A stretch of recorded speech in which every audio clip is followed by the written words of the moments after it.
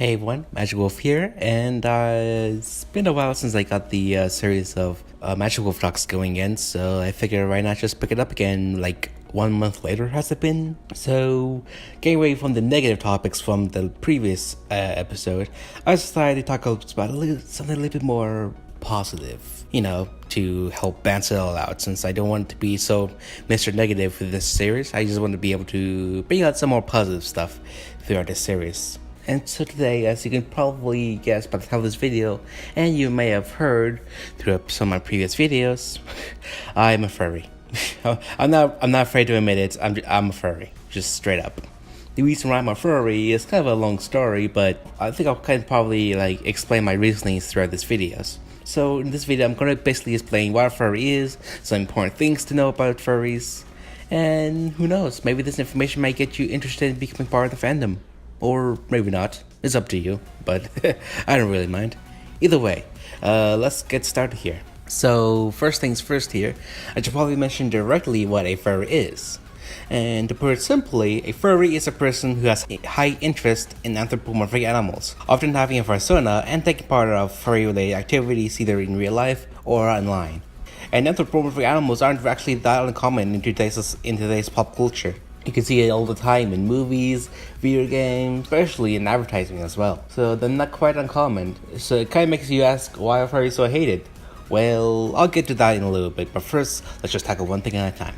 So earlier you may remember me mention the word persona. What is a persona? Well, a persona is basically a character that a person has. A persona is a character that a person in the furry fandom uses to represent themselves within the fandom. Using myself as an example, my character Magic Wolf is basically a representation of myself within the furry fandom. Basically how I would want to be if I myself were an anthropomorphic animal. Now, a persona can go in one of two ways.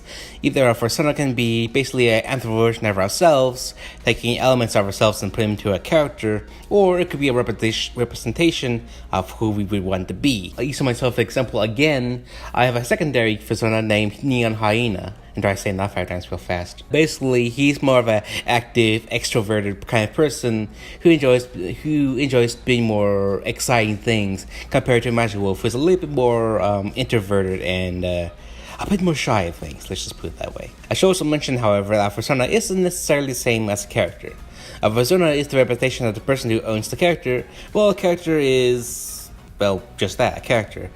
Basically, a character that someone has for fun because maybe they're really cool, or maybe they're just maybe used for story or something. I don't know. It depends. Either way, most people I see just own characters for the fun of having a character, and there are no limits to how many characters a person can have. You can have one, you can have two, you can have a gazillion. It doesn't really matter. It's your own collection of characters, and you can do whatever you want with it. So, what are some of the things that separate the furry fandom from other fandoms out there? Well, a few of the things you may notice about the fandom is its reliance on art. Unlike most other fandoms, it's not centered around any particular piece of media or genre as such. Rather, it's centered around a concept of character, if that makes any sense. Because of this, the fandom relies a lot on art to bring these characters to life and get something to help the fandom be more recognizable, if that makes sense. And the furry fandom is one of, if not the most art-driven fandoms out there. There's a seemingly endless supply of artists out there who can be commissioned to draw our characters, including myself. At least I hope to get to that point. My furry fetish page is in the description below, go check it out. Post-edit. While I'm on the topic of artists, I also want to give a shout out to a friend of mine and an amazing artist, May Radical. She makes some amazing artwork, including the ones you've seen right here that I got from her a while back, including this badge right here, which I still use, so I love it so much, and this little portrait still life image. I'm not sure what you categorize it, but it still looks pretty awesome. Even though, go check out the rest of her art, I'll have a link in the description below to her furry fanny page. Go support her. She's awesome. She deserves it. Back on topic. Many of us also make plushies, pins, small sculptures, clothing, and of course the ever popular fursuits.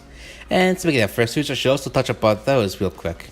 A fursuit is basically a costume that people make for others to look like their persona, usually for role-playing purposes or even just for fun to conventions, or maybe just around the house, or going in public and just showing off and stuff. And while most people don't have a fursuit due to that huge price tag, it's become a very iconic part of our fandom. Another strong element of furry fandom, and probably the most powerful one in my opinion, or at least from my experience, is the community itself. You see, on the internet it's easy to judge others for any reason that I can, but in the fandom, anything goes. In the fandom you see a huge variety of different people from different sexualities, different personalities, interests, lifestyles, genders. Yes, genders, that's not a topic for another day. It's amazing to see all these different kinds of people come together in the fandom and just basically put all the differences aside.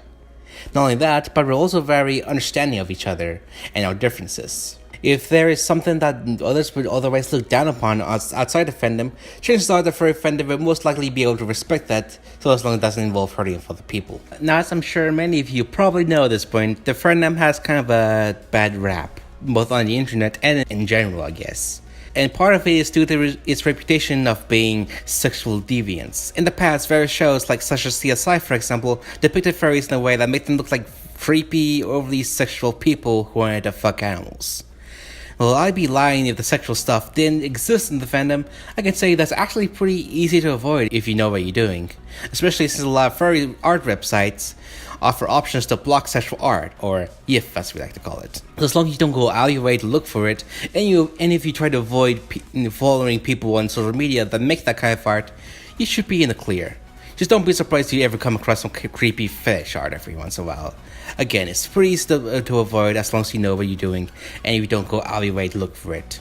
Unlike a majority of people nowadays. Although another reason why the fandom is so hated, as you can probably imagine, is because how outside of the social norm that the fandom is. I mean, we're people who dress in giant freaking colorful animal costumes, so obviously people are gonna look at us with a very strange face. But I believe it's because of our separation of the social norm that makes the fandom so welcoming for the most part. Because we have no other place to go in the world that is so harshly judgmental, and is increasingly becoming more judgmental by the minute, we've created our own safe space where we can just put our differences aside and totally express ourselves through activities such as fursuiting, drawing, roleplaying, and of course going to conventions. Oh god, the conventions are so much fun. So yeah, those are just a few things that I feel are good to know for those who are maybe interested in joining the furry fandom. And hopefully maybe this information might have got you interested in joining the fandom. I mean, you don't have to, you don't have to, you don't want to, but I encourage you to at least try it. Post-edit again. If you want to learn a little bit more about the furry fandom and all the aspects, since this video is more of a service level kind of guide to the furry fandom, I recommend you go check out Pocari Rouge's channel. She goes way much more in depth with more topics within the furry fandom, from conventions to art to pretty much anything really, I guess, at this point. I mean, she's tackled a bunch of topics really. If you kind of want a survival guide on like how to do things with the fandom, I suppose, go check out our channel. Link will be in the description below. I think that does it for this episode of Magic Wolf Talks. If you guys know any topics that you'd like me to talk about in the future, share them with me in the comments below, and who knows, I might take into consideration. Either way guys, I think that's going to do it for me today. I'm Magic Wolf, and take care.